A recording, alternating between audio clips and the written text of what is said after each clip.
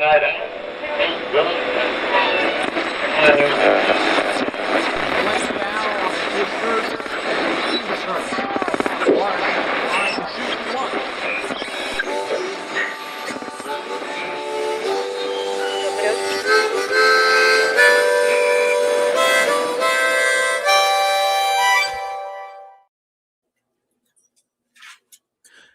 were listening to Forever West Old Time Radio Hour on CKFW Radio.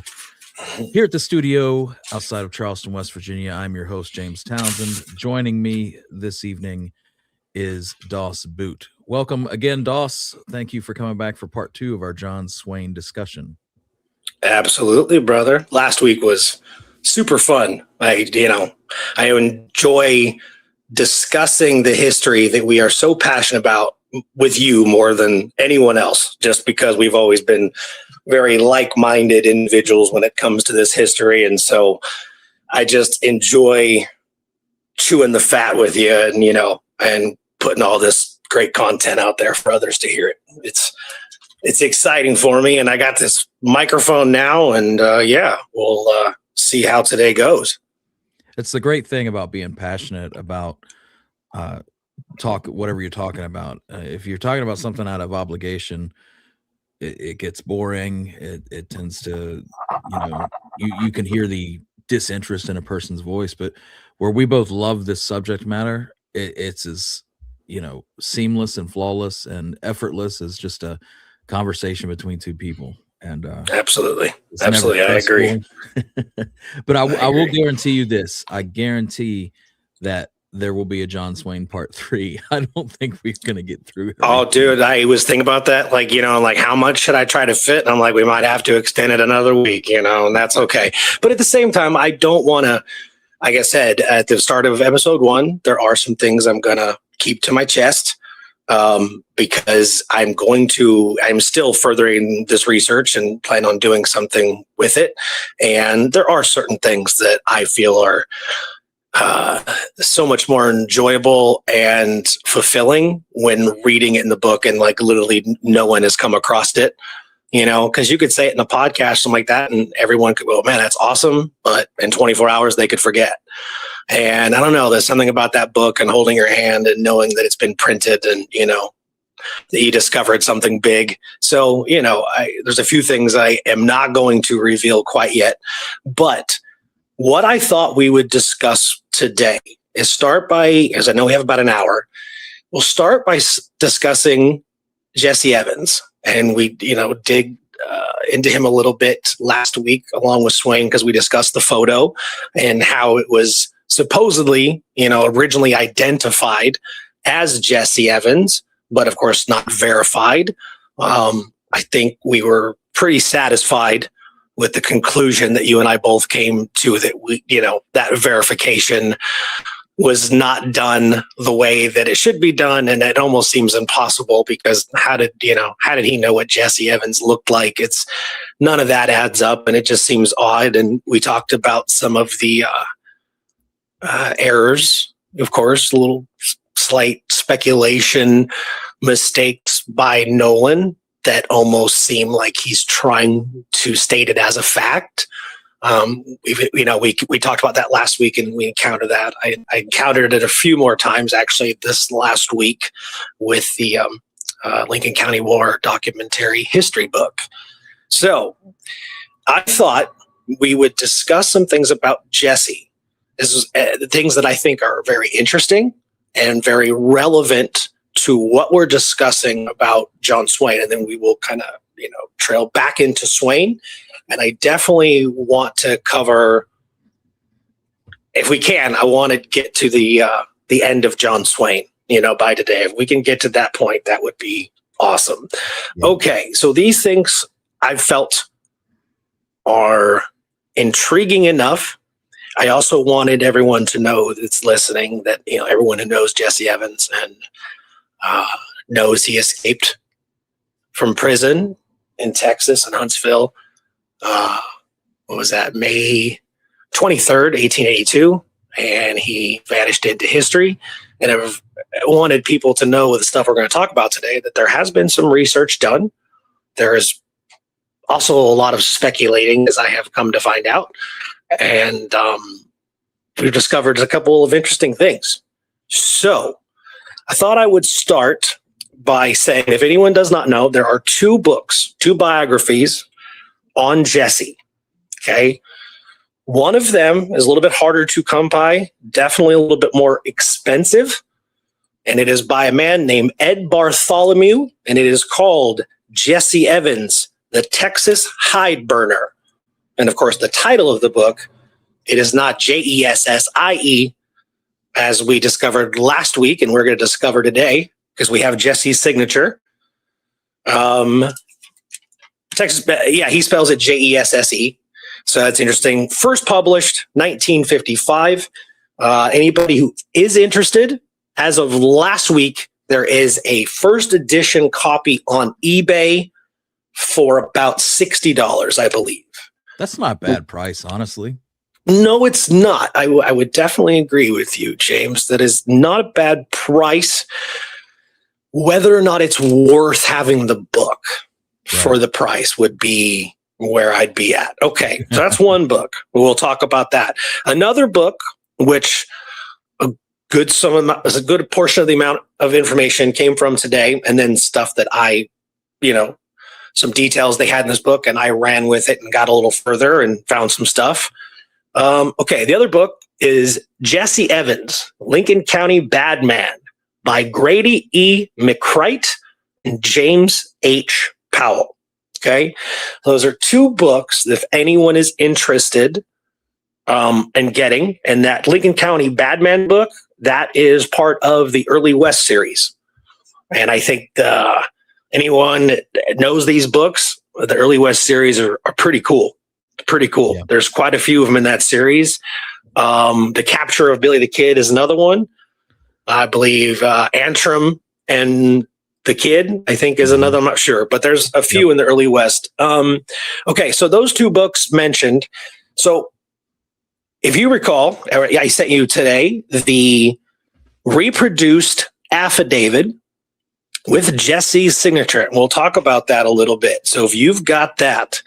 So June 14th, 1878, a man by the name of Ezra Watkins. He's an Indian inspector for the Bureau of Indian Affairs. So this is post John Tunstall's death, but before the culminating 5-day battle in Lincoln. Watkins is investigating lots of horse theft and larceny at the Mescalero Reservation up where Blazer's Mill is. Okay, so he is there simultaneously at the same time that Frank Warner Angel is investigating Tunstall's death in Lincoln. Okay, now his report, which from this point forward is known as the Watkins Report, the original of this document, this is a reproduction of the affidavit. That is original one is in National Archives, Bureau of Indian Affairs, Group 75 letters, Group 75, New Mexico Territory, 1878 to 1879. That's where the original is kept.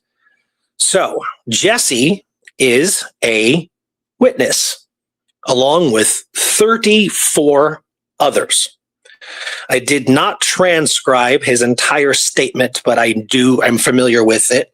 The whole thing is a little long, but this is the statement where Jesse claims that when asked about Alexander McSween, this is when Jesse stated that McSween was actually John Chisholm's horse thief agent, and he had been his horse thief agent since 1873.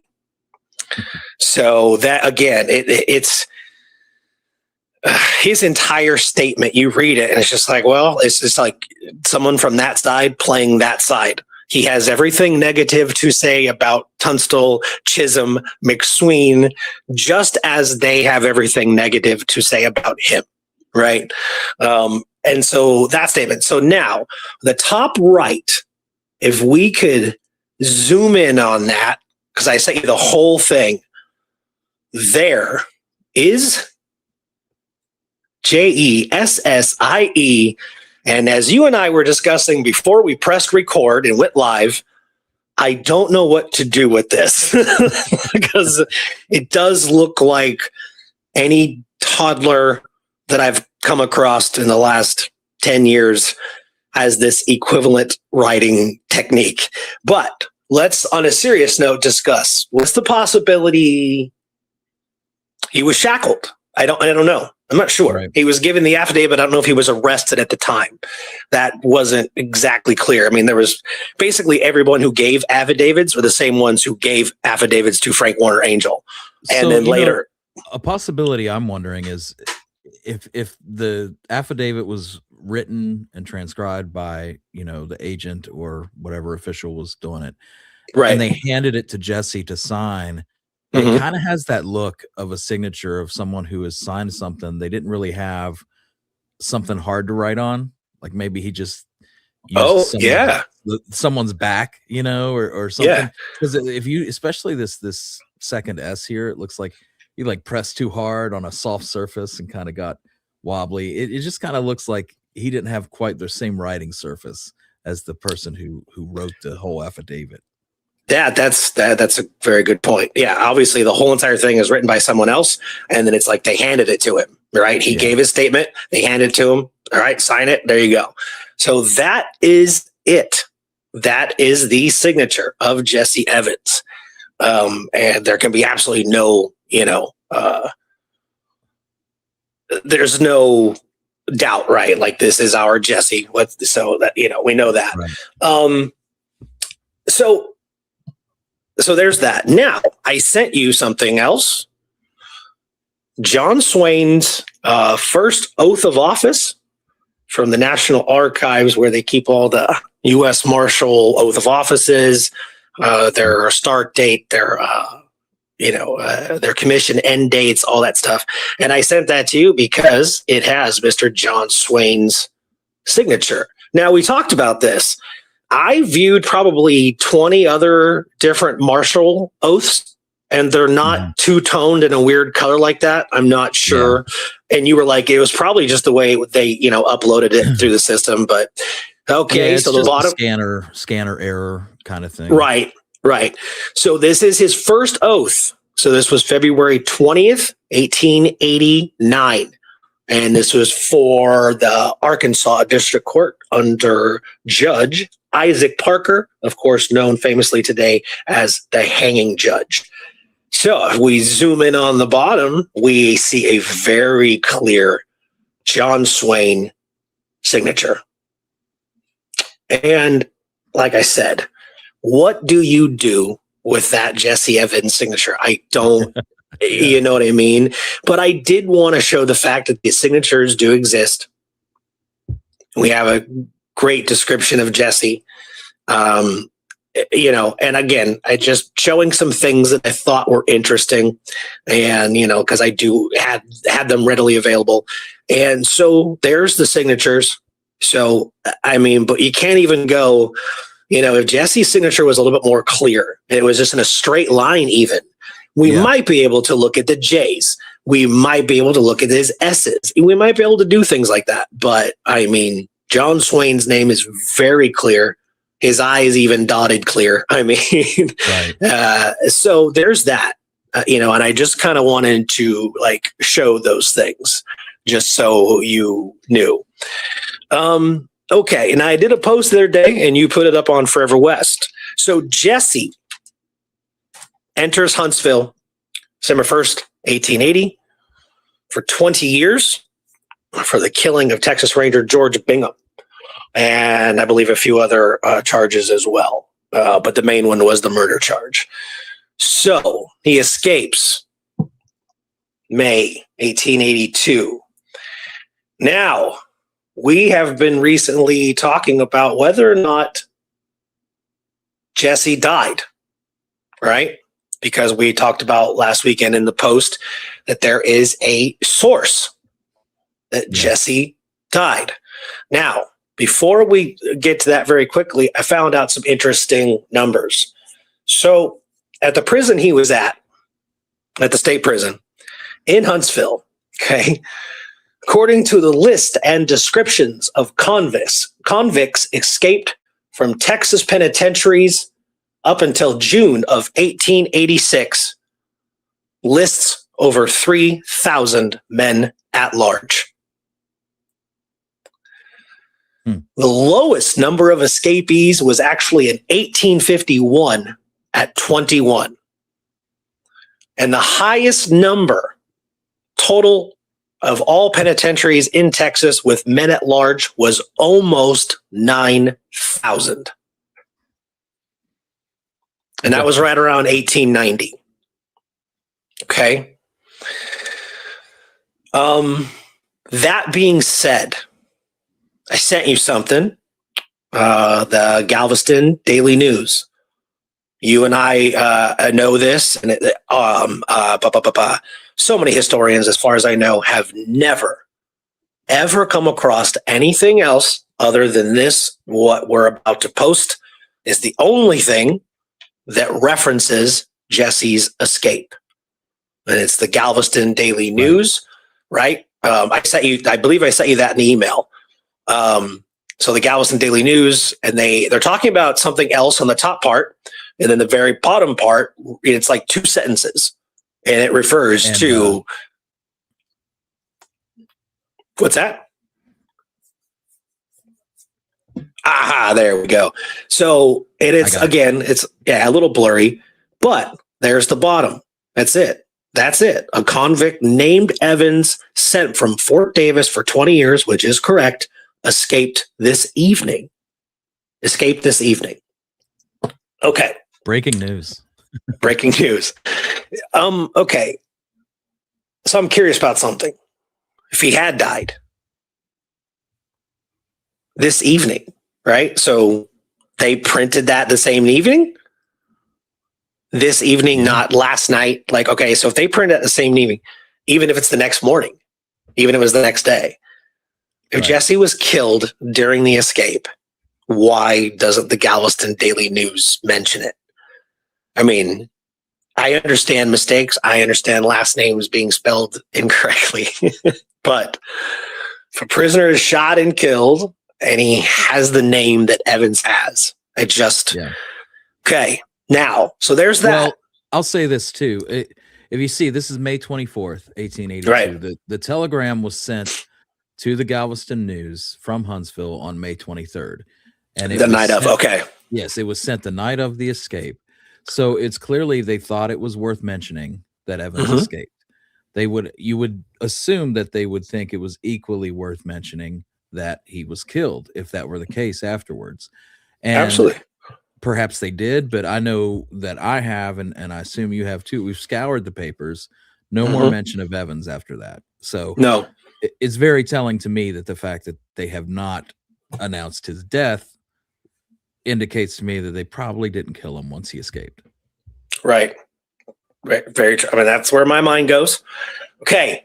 So now that we have that, let's talk about what I sent you, the Frontier Times one. Yeah. Okay. So if you can find that, I am about to, because we discussed this as well. Last week, we gave a shout out to our pal, Nick Mace from High Plains Rambler. Then we discovered that he has found a new awesome position, a job that he's wants to take and is very excited about it. And it appears that his High Plains Rambler podcast will be kind of on hiatus for now. Yeah, that's unfortunate, but Nick's awesome and I wish him the best and I hope to see him back. This week's shout out, if he is listening, if not, I will make sure he knows. And if anybody else knows this gentleman, he is my friend on Facebook. He is a fellow historian, works a lot with Wild West History Association. His name is Robert Buckley. 2 years ago, Robert, another historian named Eddie Lanham, and there was somebody else, but forgive me, I cannot remember his name, but they were involved with discovering all that fantastic new information regarding Manuela Beaudry and debunking all of the original information that we've all been reading about Manuel Beaudry for years. So that is Robert Buckley. after the post with Jesse Evans escaping Huntsville, and join us as we discuss more about John Swain, I got a message from Robert, and Robert sent me this. And I talked about last week about how Texas Ranger James B. Gillette, The best apparently, man can get. absolutely, and a man with a very good reputation. Let's put that out there. I mean, not all lawmen had great reputations, obviously, but he seemingly, seemed to be a really good man. He was also a rancher, had his own, company for a while, and knew a lot of people, worked with a lot of people. So I kept hearing these rumblings about Gillette had wrote a letter of some kind or something, some kind of source where Gillette said, of course, not till 1927, of course, that Jesse Evans was shot and killed during his escape. Now, last week I had mentioned, and in the post that I had just done the other day, that I have yet to see any of that, right? I've never seen this solidified. And then, bam, here comes Robert Buckley to the rescue, sends me this issue, August 1927, Frontier Times. So that is a cover. Now, there was the second page, and literally at the bottom of the paragraph, in one sentence, Gillette says that Jesse Evans was shot and killed during his escape in that second paragraph. So it's there. We can always post it right there. So if you all see it at the very bottom right there, shot and killed while trying to escape. And that gives a little bit of background of why he was there and the other men he was with, because I can't remember their names, but yeah, he entered prison with a few other men who were involved with that same case with the killing of George Bingham. And so that's what he's discussing. And then there it is, right there, the very bottom. That's it.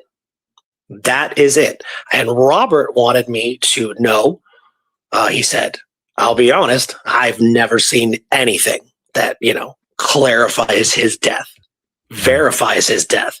Another source that can even comment on it. This is it. But he said he wasn't sure if I was aware of this. It is a very oddball. I mean, a 1927 Frontier Times is a very unique source to have, and so no, I did not have this. So this week's shout out goes to our pal and historian, Robert Buckley. Thank you very much for this. But again, I am in agreement. I don't see, just because it was said by James B. Gillette, I don't know how I can faithfully, engage in that assessment. He just was shot and killed. There's no other detail. We at least know that this ranger knew, like, he had some reason to think that. So we know that the tale was about. Sure. We know he got it from somewhere. I would love to know where he got it from. Yes. But yeah, this is literally the only piece of information we have on Jesse Evans being shot and killed after his escape. Yeah. And I always wanted to know about this supposed letter. If it was a letter, if it was a newspaper article, I wasn't sure. And Robert sent that to me, and, that's what it was, is that one part. And again, a very obscure source, Robert's doing some interesting research on Curly Bill too. Absolutely. If anyone is not aware, Robert has a book out on Curly Bill. From Tombstone fame, and anyone needs to check it out. And he posts a lot in Wild West History Association, and a lot of posts that are correlations to that. While Curly Bill research. He's a great researcher, good guy, and real solid. And I like that he's just quiet, no drama, and just kind of popped right in my message like, hey man, not sure if you have this, but and he sent me something else. But it's one of those things I'm going to keep to myself for now. I will probably most likely reveal to you once we're off the air. But something that's going to help a lot. Again, he had another obscure source that wasn't about John Swain at all, about a man who did live in Indian Territory at the time, and I believe was more of a scholar type, but his family knew a lot of U.S. Marshals for some reason, and so Robert had this man's autobiography and told me how to find it, and if I ever wanted to get it, he said he mentions John Swain twice, and then sent me a screenshot of something that he said about John Swain. And I'll be honest with you, my jaw kind of dropped. That's so cool. Sorry, yeah, and it's not like something that's going to reveal everything we want to know, but it's been something that I had failed to find in over a year.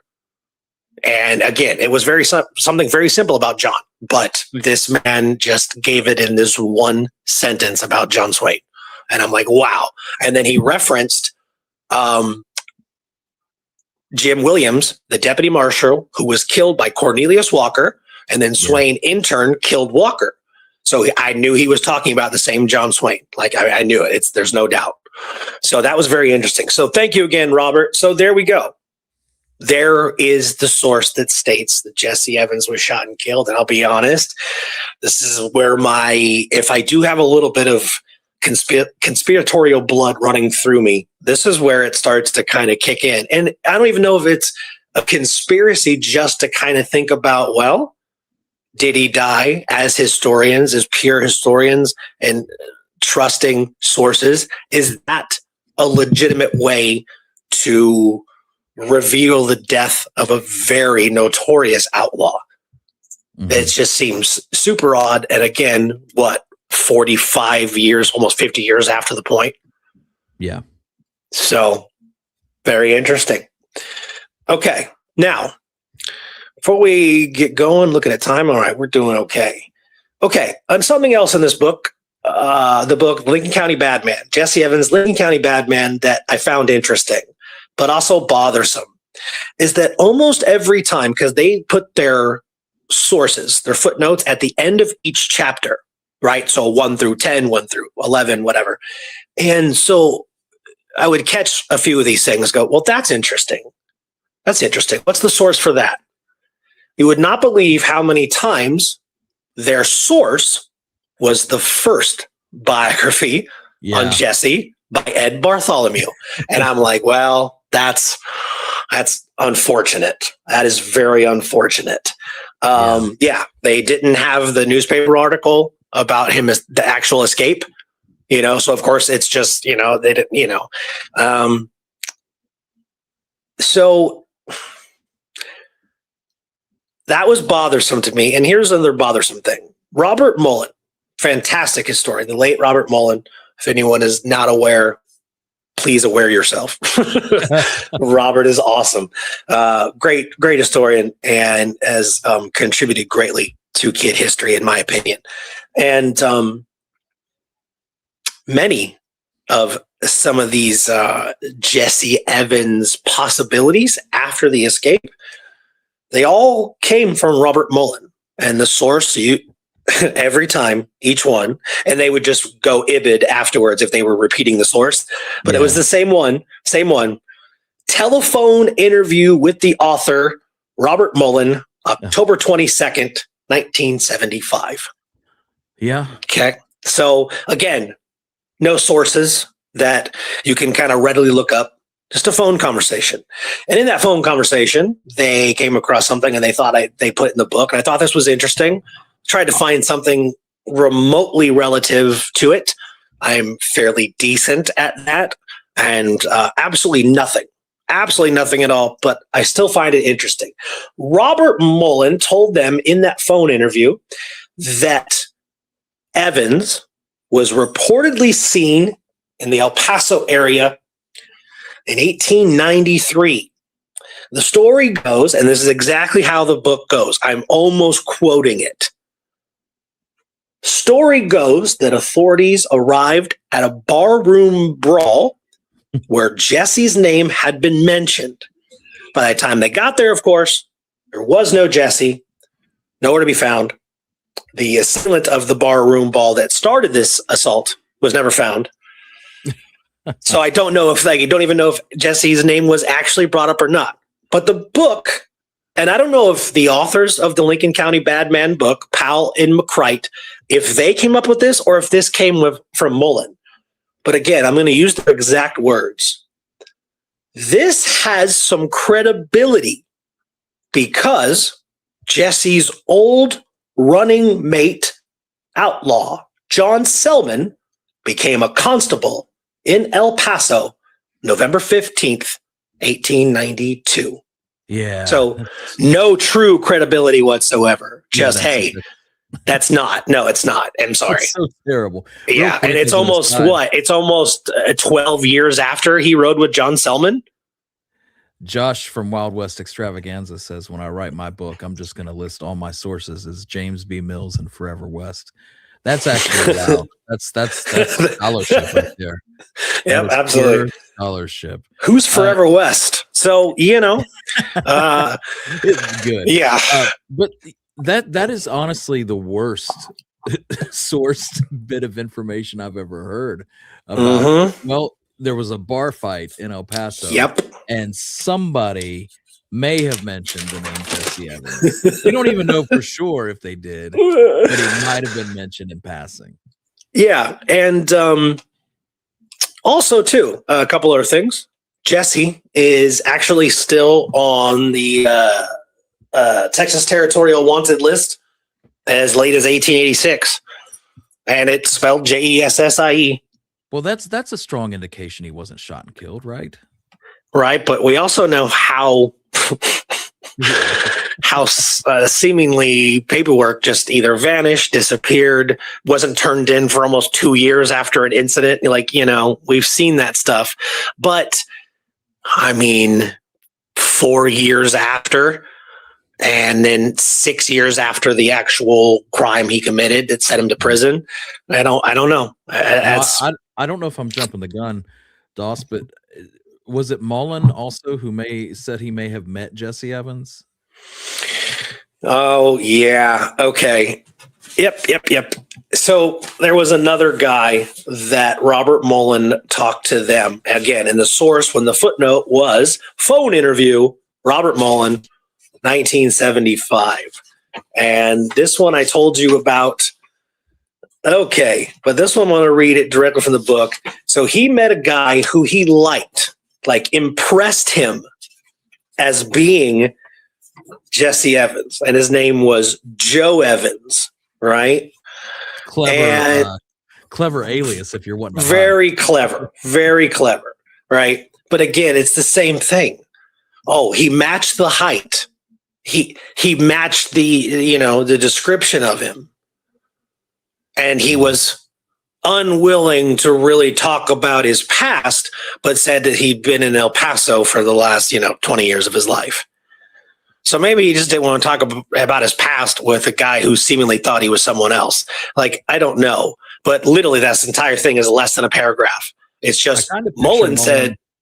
I kind of picture him talking to that old guy from Napoleon Dynamite who's like talking about Shoshone arrowheads. Right. And Mullen's like, this guy's Jesse Evans. Right, exactly. That's funny. So a couple more things real quickly. Now, this I'm going to read directly from the book. I got it right here when I was looking for the other one. So the Joe Hines, the Joe Hines. We don't need to really talk about that, but anyone who knows, the Joe Hines, Jesse Evans' brother's property, blah, blah, blah. That is the William Morrison brushy bill tail, and I wipe my butt with that crap. So anyone that goes, yeah, but you have to look into it. Nope, it's already been done, and it's been done for the last 80 years. So, I mean, it doesn't exist. It is a farce.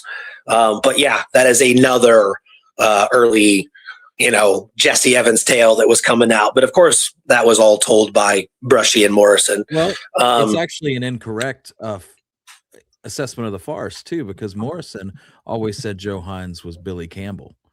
And that's right. The only source I know that says that Hines was Evans was in Dan Edwards' book. And I'm not sure if Dan has another source that says it was Evans or what happened. But I've got a letter from Morrison in my files where he says to whoever he's writing to that it was Campbell.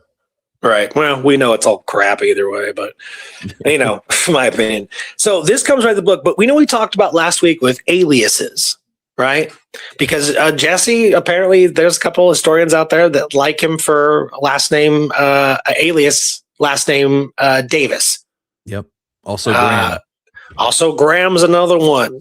And he apparently, the historians that have encountered that alias have led their research has possibly led them to believe that he was related to the Graham brothers. Yeah. So that's interesting. But again, nothing there. Again, you're dealing with aliases. But in that regard, in that book, Lincoln County Bad Man, I got this in quotation marks. This comes from the authors, and I thought it was interesting. I thought it was a great point about Jesse's name. Jesse Evans was only 19 years old when he rode into New Mexico, and he was using the Evans name then. The name did not have a long record behind it at that time, and he continued to wear it for more than 10 years, even though he was in and out of trouble the entire time in the territory. Therefore, in the opinion of the authors, Evans was most likely his true name. Honestly, I mean, that's a pretty good assessment. I felt like it was, yeah. Yeah. I felt like it was worth reading because I'm like, well, shit, that's there. That's very decent. Because once he enters the territory and then back and forth in Texas when he kills Aquino Fletcher, dude, yeah, he's in trouble constantly. Look at John Selman. Selman changed it to what, Gunter? Yeah, Selman had a couple aliases. Yeah. I mean, but that's how easy it was. And I think that's what leads me to this, the Swain stuff. It's interesting. So one last thing we came across, the other Jesse Evans, I say that literally like 10 minutes before we went on the air. Yeah. I came across this thing. There was a horse and sheep thief named Jesse Evans, but spelled Jesse. And I sent you a newspaper article that I found, but I started reading it going, well, that's interesting. He was accused of stealing horses from a Navajo reservation. Sounds awfully familiar. But of course, it turns out that this Jesse Evans, this is 1886. Yeah, I sent it to you in the message thing, but it's got the date on it and stuff. But 1886, Jesse Evans, and he was a sheep and horse thief. This was, Albuquerque Journal, because his whole incident was in Albuquerque. So I started reading this, but then there's a bottom thing about his father, right? Coming down to try to help him out of trouble. And he's not that type of kid. And it says that my boy is yet 15 years old. And I went, oh, man. Right? I mean, I didn't think 100% like, I found him. But I started reading horse thief. Oh, okay. This is interesting. Navajo reservation. That's interesting. Okay. And then, 15. So, yeah, it turns out that, and then this kid, even though he's got the father here, vouching for him. Yeah, dude, this Jesse Evans, horse and sheep thief, he stays active in the territory for another couple years, and he's caught and he goes to jail or prison until 1901. Did you notice who posted bond for him? This is the guy who ended up with Billy's horse. Oh, yeah. Is that the same guy? Yeah, W. Scott Moore. That is the same guy. I didn't even register when I sent it to you. Wow. The guy who ended up with Billy's horse. Yeah. That is, if it's the same one, that's interesting. It probably is. Yeah, no doubt. Wow.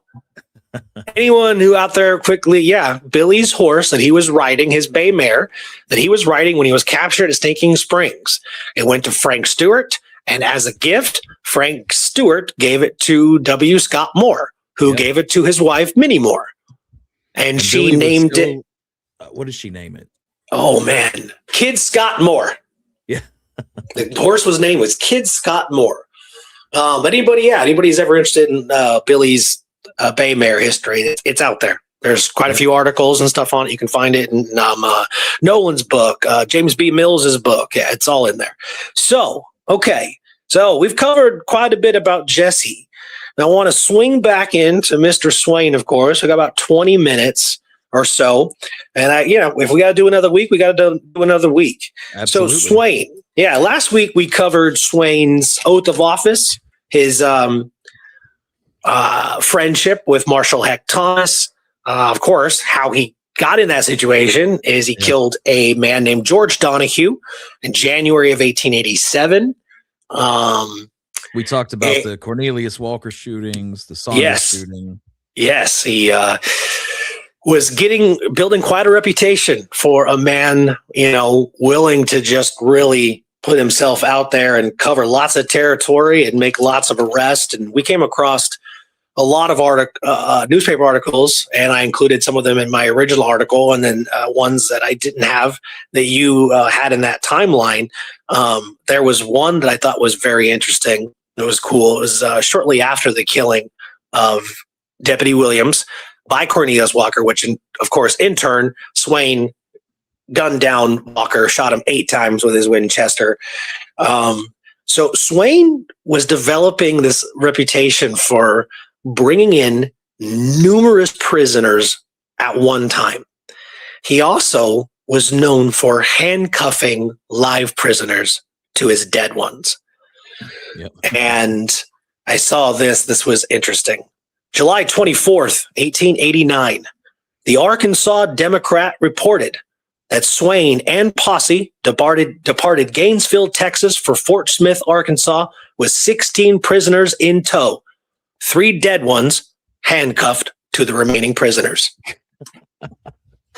That's great. Is that not badass or what, dude? Like, he's just like, nah, I don't care. I'm not coming back. Yeah. I'm not making a second trip. Forget it. Nobody's going to take off with a dead prisoner attached to him. No way. Okay. This guy was badass. Dude, yeah, there's so much about Swain. That's why the book is such a, it needs. Okay. But I do think it's important that we also get in quickly, because we can, we'll go into next week if need to. Let's talk about how he meets Susie, how he meets Charlotte Susan Ryan, because, man, this is a tale like you wouldn't believe. Okay. And this would be his second known wife. It wouldn't be his first marriage. Right. Yeah. So, he found out, again, there's not much there. There's not much there. I don't want to spend too much time on that. But yeah, he was married to a Chickasaw woman, which of course gave him Chickasaw citizenship. And her name was Anna Morris. He married her a year and a half before he married his second wife.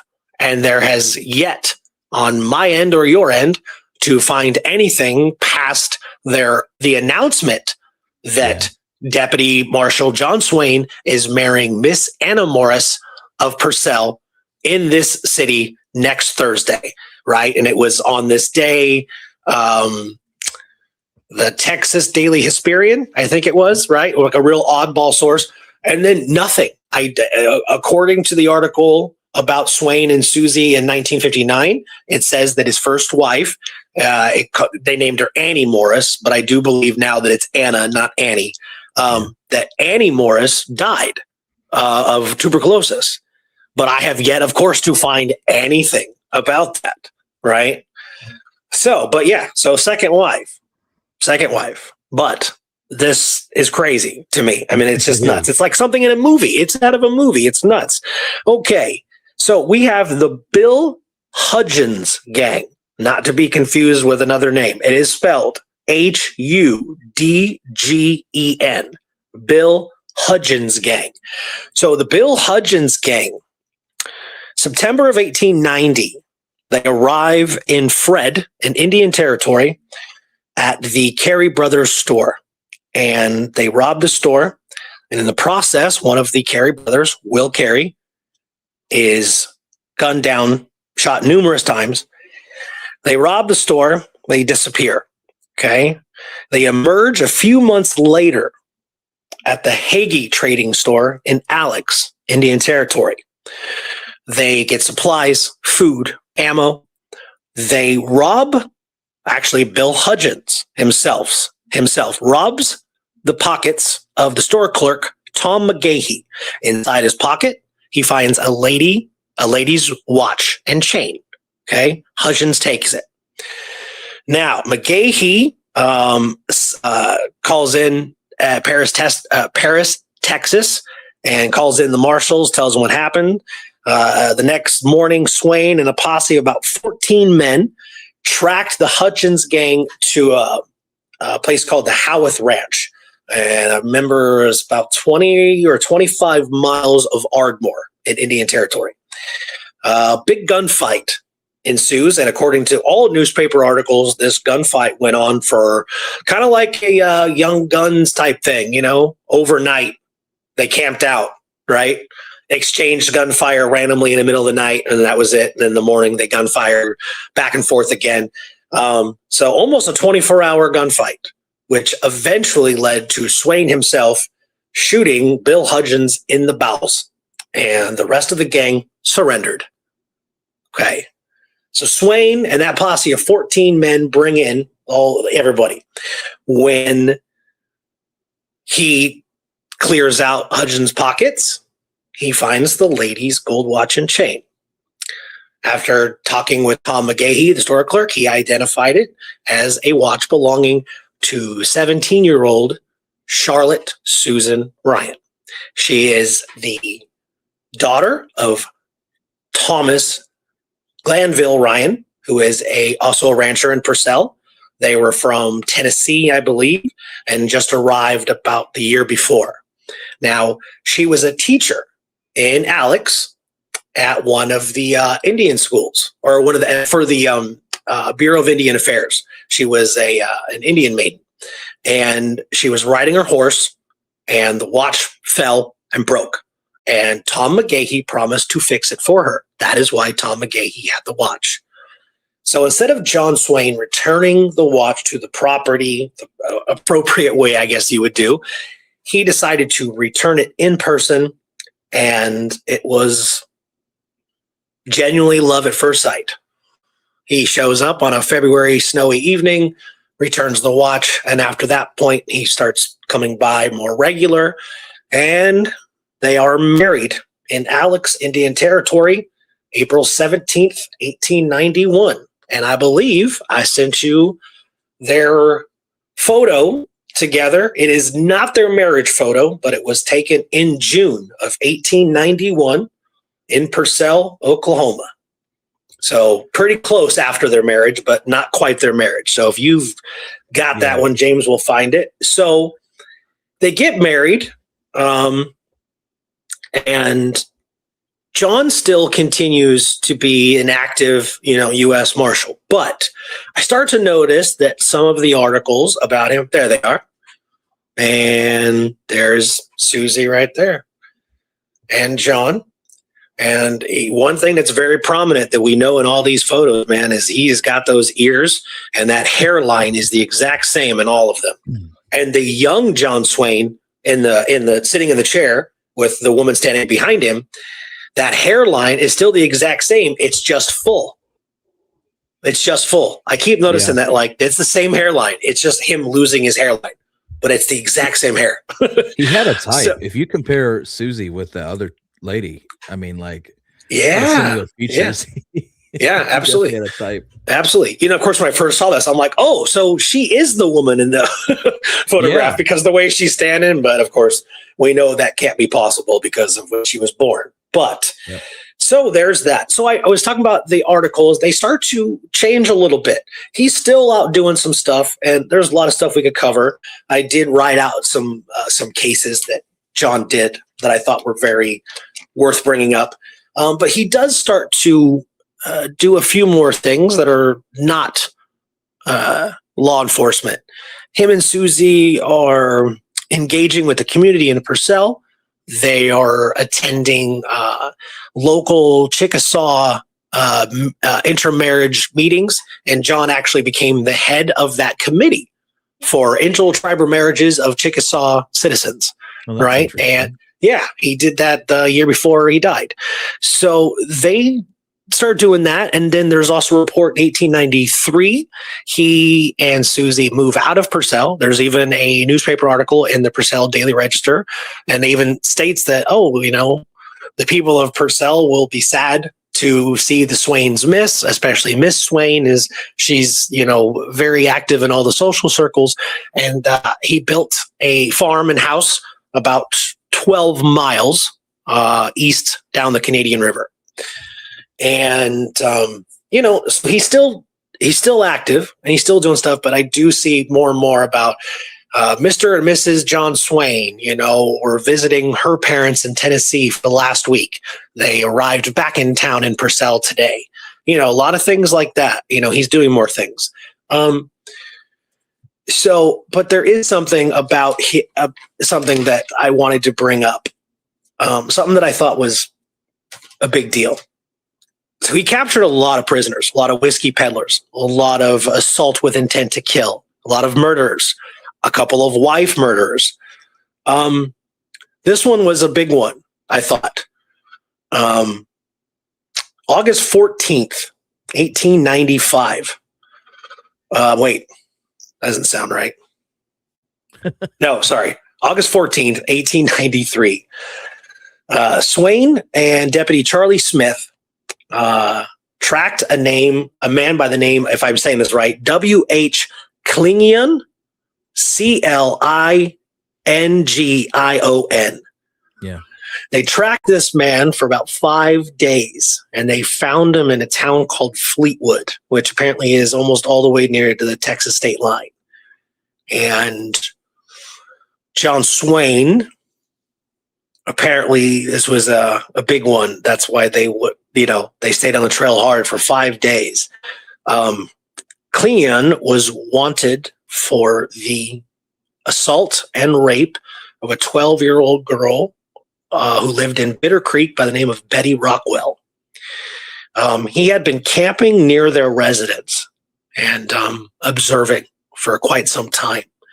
When the parents were not there, he executed his opportunity, lured her from the house and out into the woods and assaulted her, then brought her back and threatened to kill her if she told anybody. And she kept her secret for a few weeks. And that was it. So, yeah, Swain and Deputy Charlie Smith captured him, brought him back. He brought 5 days later, August 19th, they reached Paris, Texas. And I did just enough follow-up to find out that Clingion went to prison for 15 years. So he was given no bail also by Commissioner Gates in Purcell. No bail. Right. So, but yeah, man, 1891, he arrested William Conley, alias the Kid, and another man named Ross Riley for escaping the Wawaka prison. And they killed a couple of guards while doing so. 1892, in Guthrie, Oklahoma, Swain and a posse of about 12 men were loading their horses in a freight car because they were chasing the Red Rock train robbers. Do you remember that? Do you remember that incident? Yeah. He didn't catch them, of course, but they did a pretty long haul. So a lot of interesting, things about Swain. Yeah, 1893, they sold their residence. Him and Susie, they lived on McGinley Street. And they sold that and moved, like I said, about 12 miles down the Canadian River and started to just, do more things that didn't require law enforcement. Yeah, he wanted out, but it seems he did. Yeah, he was getting to that point that he just was kind of done with it. He had covered a lot of ground and made numerous arrests. And I'm not at a number yet, but I'm not at a complete number. But I have counted the ones from the newspaper articles. I haven't been able to locate an arrest book, and I don't know if I'd be able to find, like the one you found for U.S. Marshal James Pelly. I don't know if I'd be able to come across that. But just in the newspaper articles, when it says Swain brought in this many prisoners to Paris, Texas, and they were jailed here and set for trial, whatever. So far, just the newspaper articles up until his death, I'm up to 67. That's unreal. You wouldn't believe that if it were a movie. No, it's nuts. A guy just was all over the place. And I started thinking about things like this, again, what is the possibility that a guy like Jesse Evans, even as young as he was, I don't feel with Jesse there is this meandering line of, nah, man, he just was, bad spot. He doesn't have this. He doesn't have this Billy-esque, portrait of life where everyone goes, man, but look at Billy. I don't do that, but a lot of people do, and then come the excuses for the behavior, of course, right? Jesse, I don't find that nowhere, right? Jesse is as bad as they come. Seemingly doesn't really give a shit about anything he's done. And again, when everyone asks, what are the chances that a guy like Billy stays outlaw free if he's not captured, if he's not killed? Let's say Garrett doesn't catch him at Stinking Springs and they actually make it to Mexico. Right. Here's what I bet. They all go to Mexico and he doesn't. That's what I would think. Even with Garrett not capturing his Stinking Springs, he still gets captured or he still gets killed either way. Yeah. I mean, it's Jesse. That's tough. How do you stay silent from May of 1882? Just hypothetically, right? In just the most obscure, awkward scenario where this could possibly happen. How do you do that? Excuse me. And then there's Swain, who supposedly worked at the XIT ranch when he was younger. Well, the XIT ranch didn't even form until 1885. So that puts Jesse, if he's still alive, and Swain possibly still in Texas in 1885. Yeah. Possibly. I've also tried to come across a list of employees. I mean, there's like a big old book about the history of the XIT ranch. There's quite a few of them. But I don't know what the chances I would have that they might talk about some random ranch hand who may or may not have worked there for, a short period of time before moving on and becoming a reputable deputy U.S. Marshal. I don't know. Especially that early on. Yeah, maybe, right. Maybe is it developed, but that sure. That's tough. But I think we can cover it. So we'll do this, and I think it's a good place. And then we can do some more next week, a little bit. But let's talk about this because it's interesting, and it's again, his marriage to Susan is romance pure. I mean, look at that. It just doesn't. That's a script. That is a script. That's just crazy. And this is even more. Yeah. Okay. There's so many newspaper articles that cover it. Some cover it to an unbelievable extent. Some are actually very similar. And then some are similar, but they just leave out all the more excessive detail. But that excessive detail was so needed. So I am going to go by a couple of these articles that I have analyzed. And I think these are the best ones that explain what happened and give the most accurate descriptions. So, and I'm going to use the one from January 9th, 1895, the Purcell Register.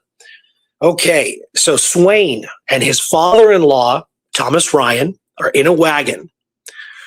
Sorry, they're on horses. Sorry, the other guys are going to be on a wagon. They're on horses. They are just a few miles from their ranch down on the Canadian River.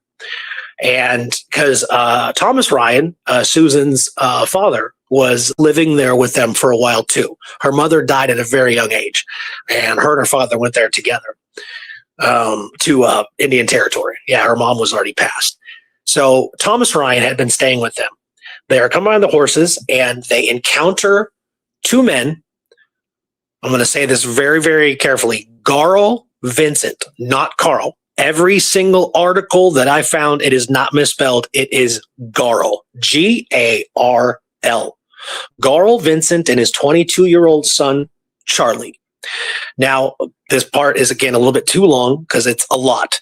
But Swain and Garl Vincent had some property dispute the year before. It's even mentioned in a couple of newspaper articles. There's even some paperwork that I found in regards to it. And it is all about whether or not John Swain had the right to that territory, that property, in the first place, because his first wife died, right? So his citizenship of Chickasaw Nation should have been relinquished at that point. And Garl Vincent claimed that John Swain, by marrying Susan Ryan, who was a white woman, not a Chickasaw woman, like his first wife, he was abusing that line. Because apparently the property was actually very close to Garl Vincent's property that he thought was, clean and clear was his. So it's a lot. It's a lot to cover because of how many actual months and stuff it went on for. Okay. So they run into each other. Now the Vincents are the ones in a wagon. And from all apparent descriptions and the articles, Thomas Ryan, the father-in-law, even gave a statement as well. And they all pretty much are in agreement. I'm sorry. John Swain, because I know we don't have much time here.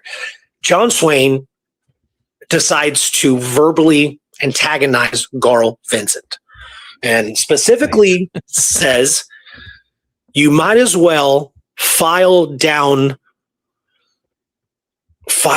your something on your rifle, because you're a coward and you file down the sights. Yeah, that's right. You might as well file down the sights on your rifle because you're too much of a coward to shoot or too much of a coward to use it. And they went back and forth. Now, the statements and the testimony, from Charlie Vincent and from Thomas Ryan is that John Swain was the one that was antagonizing, and Garl Vincent told him to just let it go. And when they tried to kind of kick the horses and move the wagon a bit, well, Swain put his horse in front of the wagon. Total Jesse Evans move. Absolutely. Right. He's like, no, and continues to badger him. And I guess in a quick flash, happened fast. Garl Vincent pulls a Winchester quickly from laying, I believe, on the wagon seat, pulled it up to hip level, fired, hit Swain on his right side, basically the love handle area. Yeah. Okay. Knocks him off his horse, on his back. Thomas Ryan and his horse are a little spooked, but from what I can understand, they did not necessarily leave the area. Right. But, he was able to say what happened. John Swain is on his hands and knees and he's crawling. He's bleeding profusely. Garl Vincent is trying to fire again, and the shell casing is caught. And he is slamming it now against the side of the wagon, trying to knock it loose. He can't. He then jumps off of the wagon, holds the Winchester like a club, and starts heading towards Swain, who is on his hands and knees and crawling. Garl Vincent, and you can picture it. I pictured this so many times and how fast it could have happened. Yeah, me too. What a scene. Garl Vincent swings the Winchester like a club, aiming for John Swain, who's on his knees. He misses badly. And in a quick flash, John Swain pulls his Colt, sticks the barrel directly on his knees, directly to the heart of Garl Vincent, and blew his heart out. He instantly fires at 22-year-old Charlie Vincent right after Garl Vincent fell. John Swain's first shot misses. Charlie Vincent's first shot does not. He hits John Swain directly in the chest, and according to his father-in-law, Thomas Ryan, John Swain died instantly. Man. Yeah. So, thus the end of John Swain. John Swain. And of course, there's so much more. I mean, so many of his arrests and the individual men that he captured, the individual men that he killed. There is a lot, but again, with the time frame, we can always do, next week if need be. We could talk about Susie. I don't know if it would be a full episode or not, but, because she did do some interesting stuff, great things for the Kiowa tribe after, John died and after her other two husbands were killed. So she had some bad luck and then some really good luck. But so as far as, Swain, that is where his life ended. He is buried in McLean County, Oklahoma, Hillside Cemetery. And with that enormous marker that we've seen. Also, too, in the 1930s, real quick, Susie commissioned a 4 to 5 foot sculpture of John to be made out of marble.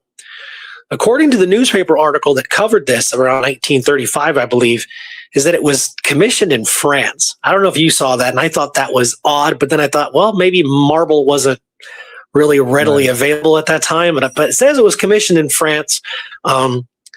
She placed it at the Hillside Cemetery for a while, for a few years. But apparently there was some vandalism. Even target practice. Yeah, I even found an article a different article that I come across a few years after she had put it in the cemetery that talked about the cemetery being vandalized. And so she donated it to the Oklahoma Historical Society. And then in 1988 or 86, but I believe it was 88, the Smithsonian Institute did a U.S. Marshals exhibit, and they asked, to use the marble statue of John Swain. And as far as I know, as far as I've been able to tell, that is where it is at today, is at the Smithsonian. Yep. And we'll talk more about it in part 3 too, because it has a history. And absolutely. Yeah, I think we've got enough to talk about for part 3 as well, and we'll cover some same old ground, cover some more of his arrests, and sure, talk more Jesse Evans too. What a story it would be if Jesse Evans did all that, got out and put his guns to work for the hanging judge, and the Marshal thing. It makes sense using his skills, and then went out the way he did. It honestly, and going out the way he did seems like, I'm going to be bull-nosed and stubborn and stand right in front of you. You're not going to get by me. I'm going to insult you. But what's interesting is that I feel like our Jesse Evans would have been firing first. Right. Well, there were conflicted newspaper accounts, because by some accounts Swain was very respected, but others were like he was an SOB from the get-go, and he was always antagonistic and this troublesome. And that's a good point. We'll bring that up next week. Yeah, there are some articles after he passed where it was like, oh, well, the community of Purcell is not too surprised at the killing of former U.S. Marshal John Swain. And so there were some people that did seem like his killings probably should have been questioned a little bit more, and maybe they're not wrong. I'm not sure, but because we can only go by these newspaper article details, unless I were to find an actual, writing of John's handwriting on this day, 1892, I arrested this man near Ardmore. You know what I mean? Unless we find something like that, we have the newspaper articles, and after he died, there was all these ones that are coming out going, some people aren't that upset about it. And there were some people that were upset that the man he killed was Garl Vincent, because Garl Vincent was a deputy clerk in Purcell for years. And he was well respected. Veteran. Yeah. Absolutely. Yes. And he was buried with, the newspaper article covered his burial. Like, dude, there was a lot of people. They said that someone was like 200 something people at his funeral. Yeah. So again, but this has been fun. Again, my heart wants to find something true to connect these men. Yeah. And right now, just so everyone knows, and everyone's smart enough, they know there is nothing there. Okay, not yet. And I don't even know if there will be, but we keep turning over these, not even leaves, they're not even full leaves, like little pine needles, right? Like that's a little tiny little thing. That's kind of interesting. But we just have this, we don't know what happened to Jesse. We've got a report of him being killed when he escaped. And let's face it, when it comes to historical form, I just don't believe it. I feel like there would have been a little bit more. His name is covered so much throughout the entire time of the trial and everything else because of, killing a Texas Ranger. And his name was already big. Again, like the author said, he never used a different name. Everybody Never. knew who he was. Yeah. Everybody knew he was. Right. And they just go, well, a guy named Evans escaped. Nothing else. Yeah. One sentence to cover that outlaw. And then everything after that is, I think it was a sighting. It might have been a sighting. Here's a guy I like for it.